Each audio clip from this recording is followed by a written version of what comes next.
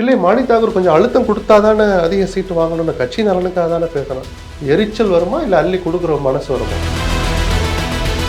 Whistle ஊதியாகி விட்டதுன்னு Praveen சக்கரவர்த்தி போறாரு. தாராளமா ஓதுங்க. போலீஸ்ட பெர்மிஷன் வாங்கி வல்லூர் கோட்டத்தில் பெரிய விசில செஞ்சு ஆம்பிளிஃபயரை வச்சு நல்லா ஓதுங்க. யார் வேணாம்னா காங்கிரஸை விட்டு வெளியே போய் பண்ணணும். சத்யாவின் குலுக்குலு ஏசி ஆஃபர். அனைத்து முன்னணி பிராண்ட் ஏசிகளும் சிறப்பு தள்ளுபடி விலையில் உங்கள் சத்யா. முடிஞ்சா தைரியமா தனிச்சு நின்று பாரு அப்படின்னு அருண்ராஜ் அன்னைக்கு சவால் விட்டாரு. தாவேக்க அருண்ராஜ் தனிச்சு நின்று பாருங்க. நீங்க முதல்ல அறிவிங்களே, யாருடனும் கூட்டணி இல்லை, எந்த சூழலிலும் கூட்டணிக்கு இடமே இல்லை. தாவேக்க அறிவிச்சிருக்கா? அதனால நள்ளிரவுல போய் ஒருத்தரை பாக்குறாரு. காங்கிரஸ் வருதா இல்லையான்னு கேட்டு சொல்லுங்க.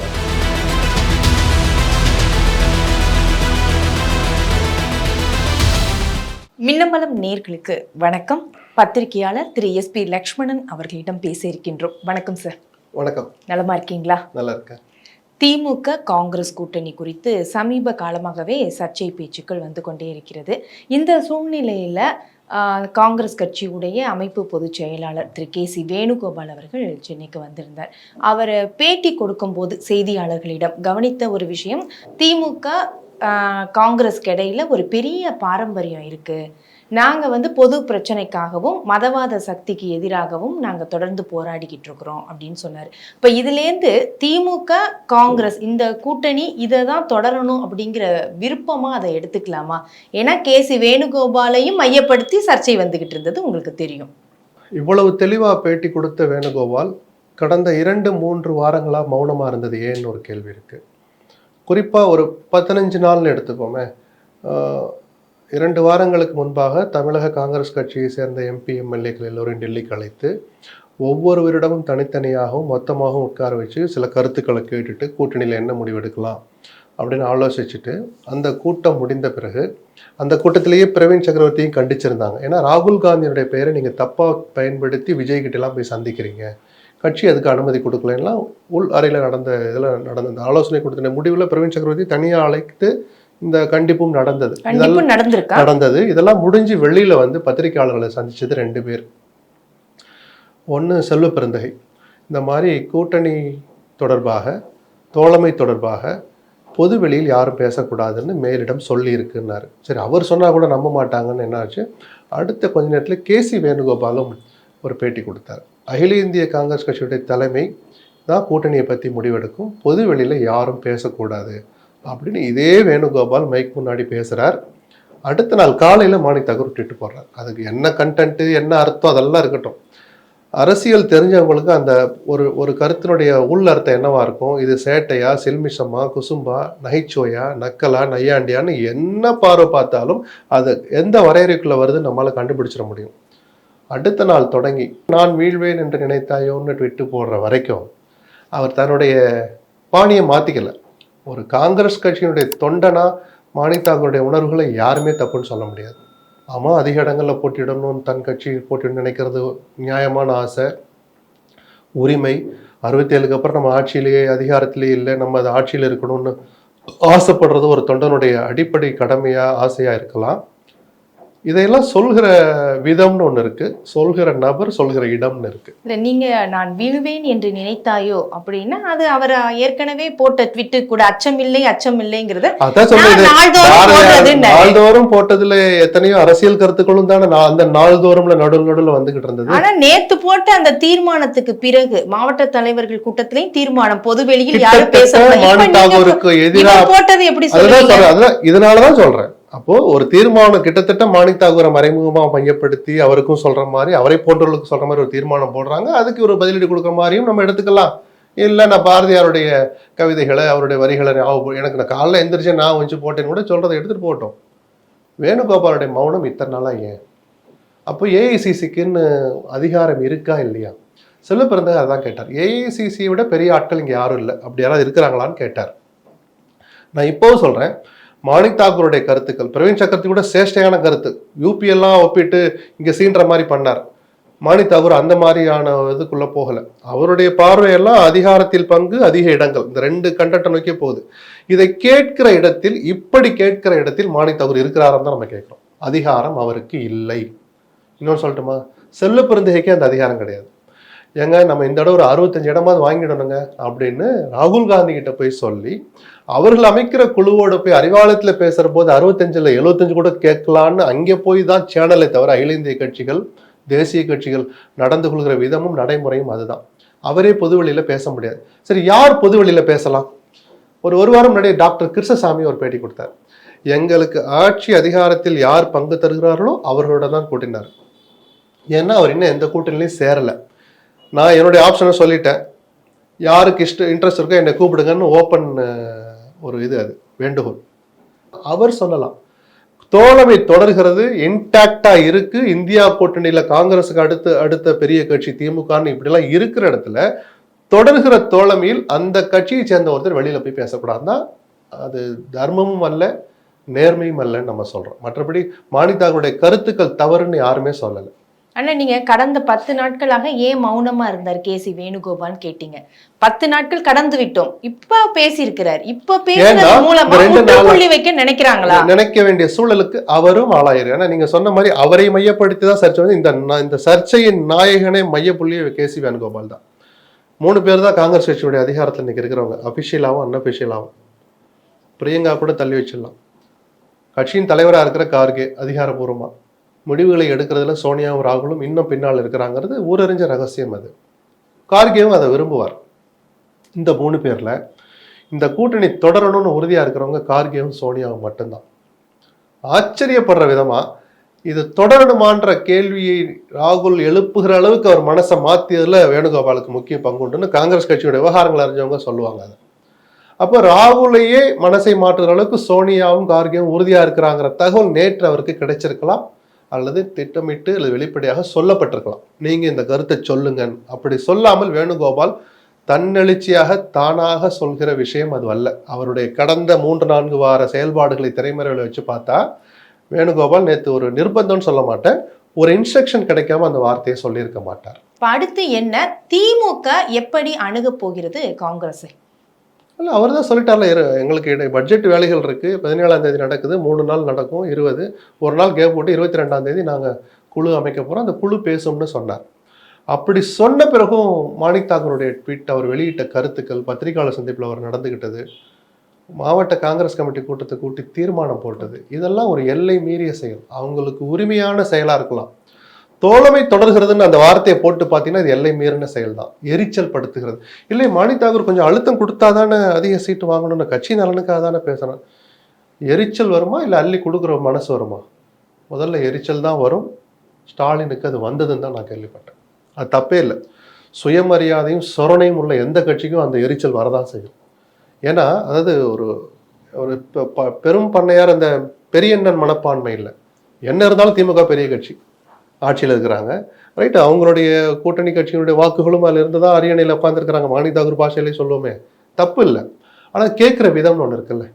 இதே சோடங்கர் கேட்டார். திருநெல்வேலியில் பூத் கமிட்டி மாநாடு ஒன்று நடந்துச்சு, ஒரு 3 மாதம் இருக்கும். அவர் மேலிட பொறுப்பாளராக நியமிக்கப்பட்டு நடந்த முதல் பொது நிகழ்ச்சி அது.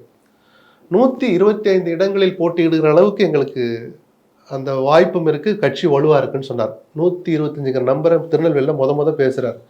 திமுக அதுக்கு எரிச்சல் படலையே. ஏன்னா 25 வாங்கி இருந்தீங்க, இப்போ 125ங்கிறீங்கன்னு யாருமே எரிச்சல் படல, விவாத பொருளாகவும் ஆக்கலை. ஏன்னா அவர் சொல்கிற உரிமை அதிகாரம் அவருக்கு இருக்கு.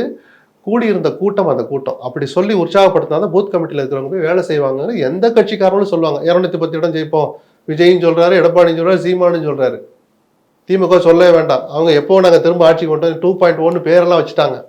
எல்லாருக்கும் அந்த உரிமை இருக்கு, தங்களுடைய தொண்டர்களை நிர்வாகிகளை உற்சாகப்படுத்துறதுக்கு. சோடங்கர் பேசின வரைக்கும் யாரும் அது தப்புன்னு சொல்லலை.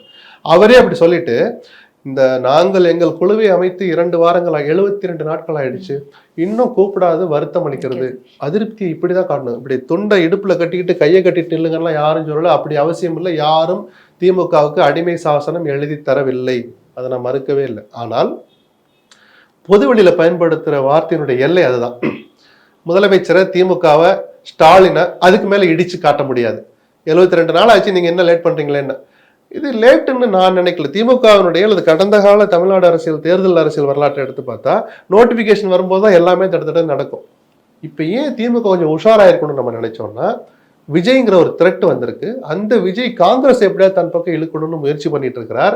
நள்ளிரவில் போய் யாரையும் சந்திக்கிறார், முக்கியமானவங்களை. காங்கிரஸ் வருதா இல்லையான்னு கேட்டு சொல்லுங்கன்னு விஜயை போய் சந்திக்கிறார். அந்த அளவுக்கு ஒரு ஆர்வம் காட்டி இந்த கூட்டணியினுடைய உறுதித்தன்மையை குலைக்க அல்லது ஒரு அரசியல் நடத்த ஒருத்தர் தயாரா இருக்கிற போது, வழக்கமா நாங்க எப்பயுமே கொஞ்சம் லேட்டு தான் அல்லது அந்த நேரத்துல செய்வோம்னு சொல்ற கம்ஃபர்டான ஜோன்ல திமுக இல்ல அப்படிங்கிற நிஜத்தை திமுக உணர தவறியதுன்னு தான் நான் சொல்லுவேன். அதே கொஞ்சம் முன்னாடி உஷாராயி இப்போ ஒரு அறிக்கை விட்டாங்கல்ல 22 குழு வைப்போம், இதை ஒரு 3 வாரம் முன்னாடி விட்டுருந்தா என்ன குறைஞ்சிட போகுது? இடைக்கால பட்ஜெட் தாக்கல் ஆகும் போது அது முடிஞ்ச உடனே தேர்தல் பணிகள் தொடங்கும், நாங்களும் குழு அமைப்போம். தோழமை, இது காங்கிரஸ்கான குழு இல்லையே, தோழமை கட்சிகளோடு யாரெல்லாம் வருகிறார்களோ வர விரும்பலையோ, அது சீட்டு இருக்கோ இல்லையோ, வெறும் ஆதரவு மட்டும் கொடுக்குறாங்கல்ல, அந்த கட்சியோட இந்த குழுக்கு பேச்சு நடத்தும். நன்றி தெரிவிச்சு லெட்டர் கொடுங்க, நாங்க நன்றி தெரிவிச்சு லெட்டர் கொடுக்குறோம்பாங்க, கொடுக்கறத கொடுத்து அனுப்புவாங்க. நேரம் வரும்போது எல்லாரோடய பேச்சு நடத்துவாங்க. அந்த அறிக்கையை ஒரு 3 வாரம் முன்னாடி விட்டுருந்தா இந்த சலசலப்புகள் கூட வந்திருக்காதோன்னு தோணுது. சோடங்கர் தன் கருத்தை ஏன் அப்ப அமைதியா இருக்கிறது கூட இவங்களுக்கு காங்கிரஸுக்கு எரிச்சல் ஊட்டுற அதுவும் ஒரு காரணம். அதுதான் சொன்னேன், ஒரு தப்பு பண்ணிட்டாங்கன்னு தான் நான் சொன்னேன். என் பார்வையில் திமுக தப்பு பண்ணிடுச்சு. ஒரு த்ரெட், கண்ணுக்கு தெரிஞ்சு ஒரு எதிரி, உருவம் இல்லாத எதிரி, அந்த எதிரி என்ன பண்ணுவார், எப்படி தாக்கத்தை ஏற்படுத்துவார்னு தெரியாத போது இன்னும் கொஞ்சம் உஷாரா இருந்திருந்தால் இந்த சர்ச்சைகளை தவிர்த்திருக்கலாம். இப்போ ஒன்றும் அவ்வளவுதாங்க முடிஞ்சு போச்சுங்க அப்படின்லாம் நான் சொல்ல மாட்டேன். கசப்புகள் இருக்கதான் செய்யும். தேர்தல் அறிவிச்சு கேண்டிடேட் யாருக்கு என்ன தொகுதினா பேச்சு மாறிடும், எல்லாம் களத்துல உற்சாகமா வேலை செய்ய ஆரம்பிக்கும். இதே உதயசூரனுக்கு ஓட்டு போடுங்கன்னு காங்கிரஸ், இதே மாணிக் தாக்கூரும் கேட்க தான் போறார். கை சின்னத்துக்கு ஓட்டு போடுன்னு திமுக தளபதி போய் கேட்க தான் போறாரு. இல்ல அதுதான் நான் கேட்க வந்தேன். இப்போ அந்த சீண்டல் அப்படின்னு இருக்கும்போது திமுகவோட எரிச்சலுடைய உச்சக்கட்டம் தான் அமைச்சர் ராஜகண்ணப்பன் அவர்கள் பேசுனதா இருக்கட்டும், தளபதியோட பேச்சா இருக்கட்டும், அதுவும் பதிலுக்கு பதில் காங்கிரஸை சீன்ற மாதிரி தானே இருந்தது. நிச்சயமா, அதனாலதான் அதை இவங்களும் கண்ணப்பனை கூப்பிட்டு கண்டிச்சதா நேத்தெல்லாம் தகவல் வந்தது. தளபதியும் கூப்பிட்டு கண்டிப்பா கண்டிச்சிருப்பாங்க. இது அவசியமானு தான் நம்ம கேட்கிறோம். மாணிக் தாகூர் பேசுனதும் எல்லை மீறியதுதான், பதிவிட்டதும். தளபதியும் கண்ணப்பனும் பொது வெளியில் பேசினதும் எல்லை மீறின கட்சி கட்டுப்பாட்டை ஒரு வகையில் மீறிய செயல்தான். ஏன்னா இதெல்லாம் தலைமை தான் முடிவெடுத்து அறிவிக்கணும், சொல்லணும். ஏதோ ஒரு உணர்ச்சி வேகத்தில் பேசிட்டாங்கன்னா அவங்க சப்ப கட்டு கட்டலாம். தவறு தான். அது மாணிக் தாக்கூர் செஞ்சாலும் சரி, தளபதி செஞ்சிருந்தாலும் சரி. ஆனா இந்த தொகுதி பங்கீட்டுல என்ன மாதிரியான நெருக்கடியை திமுக சந்திக்க எல்லோருமே அதிகமா போட்டியிடணும், அதிக இடங்களில் போட்டியிடுவோம்னு பொது வெளியில் பேட்டி கொடுக்குற அளவுக்கு இது வழக்கமா நடக்கிறது தான்.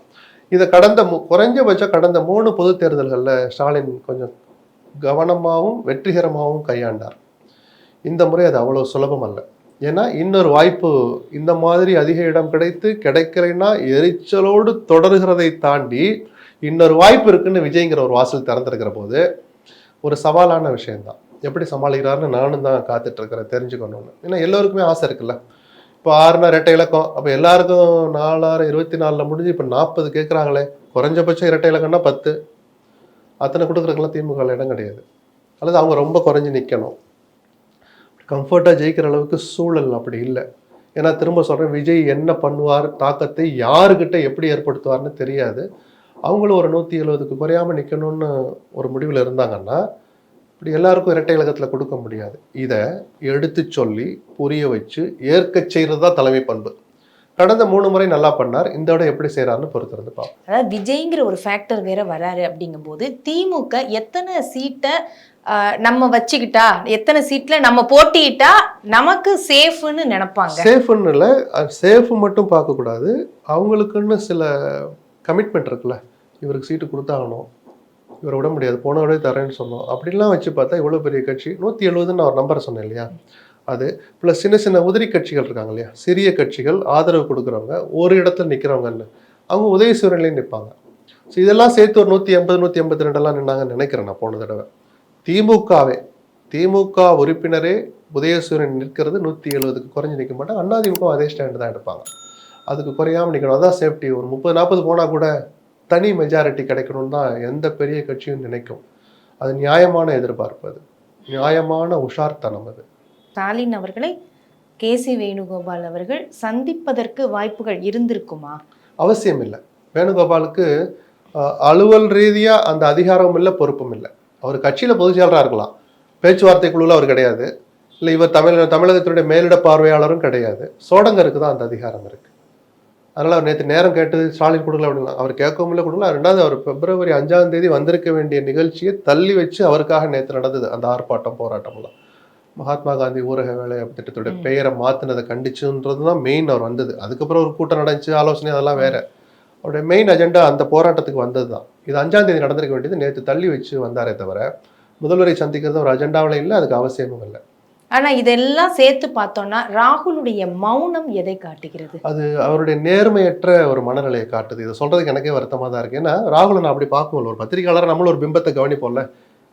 அவர் குரூக்கடு மைண்டு, கொஞ்சம் கிரிமினல் புத்தி அப்படிலாம் நம்ம கேள்விப்பட்டது மாதிரியும் இல்லை. அவருடைய நடத்தையோ வார்த்தைகளோ ஒரு செயலோ நம்ம பார்க்கல. கோயம்புத்தூர்ல நான் அந்த சம்பவத்தை சொன்னேன், ஸ்வீட் வாங்கி கொண்டு போய் கொடுத்ததை ஒட்டுமொத்த தமிழ்நாடு ரசிச்சிச்சு. அந்த காட்சி, அந்த எளிமையை. உங்களை நான் ஒருத்தன், நானும் சாதாரண ஆள் தான், நானும் சுவத்தை தாண்டுவேன், டிராஃபிக் இல்லைன்னா நானும் சுவத்தை தாண்டுவேன் அப்படின்னு ஒரு சராசரி மனுஷனா மக்கள் மனசுல இடம் பிடிச்ச ராகுல் இருக்குல்ல, அந்த ராகுலுடைய பிம்பம் இந்த ஒரு மாசத்துல உடைஞ்சு போயிடுச்சு. ஏன்னா அந்த குரல் எழுப்பியது உரிமை குரலாகவே இருந்தாலும் எழுப்பக்கூடாத நேரத்தில் எழுப்புவதற்கு அதிகாரம் இல்லை என்று தெரிந்திருந்தும் எழுப்பின 2 பேருமே ராகுலுடைய இடதும் வலதும் அறியப்பட்டவங்க. அவர் சோசியல் மீடியாவில் ஆக்டிவா இயங்குற ராகுல் அடுத்த செகண்டே அவரும் அந்த ட்விட்டை படிக்கிறார். படிச்சிருந்தும் மௌனமா இருந்தாருங்கிறது தான் அவருடைய பிம்பம் உடஞ்சிடுச்சுன்னு சொன்னேன். அந்த மௌனம் அவருடைய பொலிட்டிக்கல் இமேஜுக்கு நல்லதல்ல. இனிமேல் அவர் தன்னை மாத்திக்கிறாரா இல்லை அவருக்கு ஏதாவது திட்டம் இருந்ததா தெரியாது நமக்கு. வீதிக்கு வரட்டும், அப்புறம் பார்ப்போம். அதே சமயம் ஸ்டாலினுடைய அந்த மௌனத்தை எப்படி எடுத்து? எந்த மௌனம்? இவ்வளவு தூரம் இவங்க காங்கிரஸ் சர்ச்சை பண்ணிட்டு இருக்கிறாங்க போது குழு அமைக்காமையும் அமைதியாகவும் இருந்த இந்த மௌனத்தை எப்படி? இல்ல, அவர் தொடர் மௌனமா இல்லை. நடுவில் கனிமொழியை டெல்லிக்கு அனுப்பிச்சா அந்த எபிசோட மறந்துட்டோம்ல, அதை ஞாபகப்படுத்தி பாருங்க. எதுக்காக ராகுல் கிட்ட அனுப்பிச்சார்? குழுவே அமைக்கல. எதுக்கு கனிமொழி அனுப்பிச்சு வச்சார்? இந்த சர்ச்சைகளுக்கு ஒரு முற்றுப்புள்ளி வைக்கவும் தான் அனுப்பிச்சாருன்னு தான் பாக்குறேன். அதுலயே கிட்டத்தட்ட பாதி பேச்சுவார்த்தையும் நடந்து முடிஞ்சிருச்சு.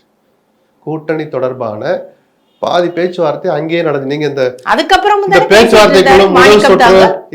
அதை இந்த சந்திச்சுட்டு வர்றாங்க கனிமொழி அவர்கள். அதற்கு பிறகும் தானே மாணிக்க தாகூர் இங்க பேசிக்கிட்டு இருந்தாரு. அதனாலதான் சொன்னேன் ராகுலுடைய நேர்மையற்ற செயல் வெளியில வந்துருச்சுன்னு. அந்த மனநிலைய நேர்மையற்றது யோகியமற்றதுன்னு நம்ம என்னை போன்றவர்கள் குறிப்பா நான் சொல்றதுக்கு காரணம் அந்த மௌனம் தான். கனிமொழி சந்திப்புக்கு பிறகும் அதுல சில விஷயங்களை வெளிப்படையா ஒப்புக்கொண்ட ராகுல் அந்த அளவுக்கு அரசியல் சொல்ல புரிஞ்சுக்கிட்டு சில வார்த்தையெல்லாம் சொன்னார். அது வெளியில வரட்டும், அப்புறம் பேசுவோம். அவ்வளவு சொன்ன பிறகு தொடர்ந்து செய்யறாருங்கிறத அவர் கண்டுக்கலைங்கிற அந்த கோபம் திமுகவுக்கு இருந்தது. நியாயமான கோபம் தான் அது.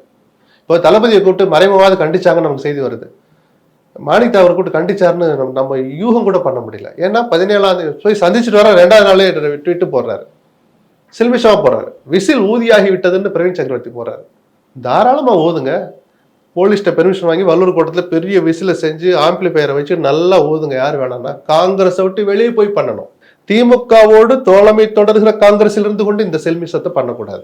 தோழமை முறிந்தது, கூட்டணியிலிருந்து வெளியேறுகிறோம்னு காங்கிரஸ் அறிவிச்சிடுச்சுன்னா அன்னைக்கு சாயங்காலமே பிரவீன் சக்கரவர்த்தி விசில் எடுத்து ஊதலாம். தோழமை தொடர்ன்னு சொல்லிட்டு இதை பண்ணுனா அது கட்சி கட்டுப்பாட்டை மீறிய செயல். நான் ரொம்ப நாகரிகமா அந்த வார்த்தையை சொல்றேன். ஆனா இந்த காங்கிரஸ் உடைய சில்மிஷம், ராகுலுடைய நீங்க சொல்ற அந்த மௌனம், இதெல்லாத்தையும் சகிச்சுக்கிட்டு காங்கிரஸை வைத்து கொண்டால்தான் இந்த வெற்றி 2026ங்கிற ஒரு சூழ்நிலை ஸ்டாலின் அவர்களுக்கு இருக்கா? இதுல என்ன ரகசியம்? ஆமா, அப்பட்டமான உண்மை. நீங்க போனா போங்கன்னு கோபத்துல முதலமைச்சர் சொல்லியிருக்கலாம். சொன்னாரா இல்லையா நமக்கு தெரியாது. வெளிப்படையா சொல்ற இடத்துல திமுக இல்லை. ஏன்னா அந்த விஜய் என்கிற அந்த உறுதிப்படுத்தப்படாத திரட்டு தான் யாரு மேல தாக்கத்தை ஏற்படுத்துவார், எத்தகைய தாக்கத்தை ஏற்படுத்துவார். இப்போ சில பேர்லாம் சொல்லுவாங்க, நம்மளும் பல பேரோட பேசுறோம்ல, சார் இப்படி போற போக்க பார்த்தா ஹங் அசம்பிளி வரும் சார் அப்படின்னு ஒரு குரூப் சொல்றாங்க. நீங்க எழுதி வச்சுங்க சார், விஜய் வளர வளர திமுக 200 இடங்களில் ஜெயிப்பது உறுதியாகிட்டே போகும் சார். ஏன்னா அவர் ஏடிபி ஓட்டை தான் சார் குறிப்பார். அவங்க ஓட்டை பறிச்சு அவர் போக இவங்க 30 அப்படின்னு போயிட்டா இவர் 40 வாங்கிட்டு ஆட்சியை பிடிச்சிருவார் சார் இப்படின்னு ஒரு பார்வை இருக்கு. ரெண்டுலையுமே லாஜிக் இருக்கு. என்ன நடக்கும்னு நமக்கு தெரியாது. தெரியாத ஒரு விஷயத்தை, உறுதிப்படுத்தப்படாத ஒரு விஷயத்தை, உறுதிப்படுத்த முடியாத ஒரு விஷயத்தை நம்பி ஸ்டாலினோ திமுகவோ அந்த முடிவு எடுக்க மாட்டாங்க. யார் வேணாலும் வேல்முருகன் கோச்சிட்டா கூட இங்கே வாங்க வேல்முருகன் என்னன்னு கூப்பிட்டு வச்சு 2 நாள் பேசினாரே, அதுக்காக அது பலவீனம்னு எடுத்துக்க வேண்டியதில்லை. அது ஒரு பெருந்தன்மைன்னு எடுத்துக்கலாம். கௌரவமா உள்ளூர் பயம் இருக்குன்னு பேசுறவங்க பேசலாம். அண்ணாதிமுக அப்படிதான் விமர்சிப்பாங்க. முடிஞ்சா தைரியமா தனிச்சு நின்று பாரு அப்படின்னு அருண்ராஜ் அன்னைக்கு சவால் விட்டாரு. தாவேக்கா அருண்ராஜ் தனிச்சு நின்று பாருங்க. நீங்க முதல்ல அறிவிங்களே, யாருடனும் கூட்டணி இல்லை, எந்த சூழலிலும் கூட்டணிக்கு இடமே இல்லை. தாவேக்கா அறிவிச்சிருக்கா? இல்ல, கூட்டணி இல்லைனாலும் நாங்க தனித்து நிற்க தயார்னு பேசியிருக்கிறாரு விஜய். இங்க பாருங்க, தயாருங்கிறது வேற, நட்பு சக்திகள் வந்தாலும் சரி வராவிட்டாலும் சரின்ற வார்த்தையை தான் கரெக்டா பயன்படுத்தின வார்த்தை. அப்ப நட்பு சக்தின்னு ஒண்ணு இருக்குன்னு ஏன் பேசுறீங்க? எந்த சூழலிலும் யாருடனும் கூட்டணி இல்லை, நாங்கள் தனிச்சுதான் நிற்போம் சொல்லணுமே. ஏன் சொல்லல? ஏன்னா நமக்கு இது பத்தாதுன்னு அவருக்கு புரியுது. அதுதான் அரசியல். அதனால நள்ளிரவுல போய் ஒருத்தரை பாக்குறாரு, காங்கிரஸ் வருதா இல்லையான்னு கேட்டு சொல்லுங்க. சத்யாவின் குலுக்குலு ஏசி ஆஃபர். அனைத்து முன்னணி பிராண்ட் ஏசிகளும் சிறப்பு தள்ளுபடி விலையில். உங்கள் சத்யா. மின்னம்பலம்.com தமிழின் முதல் மொபைல் பத்திரிகை.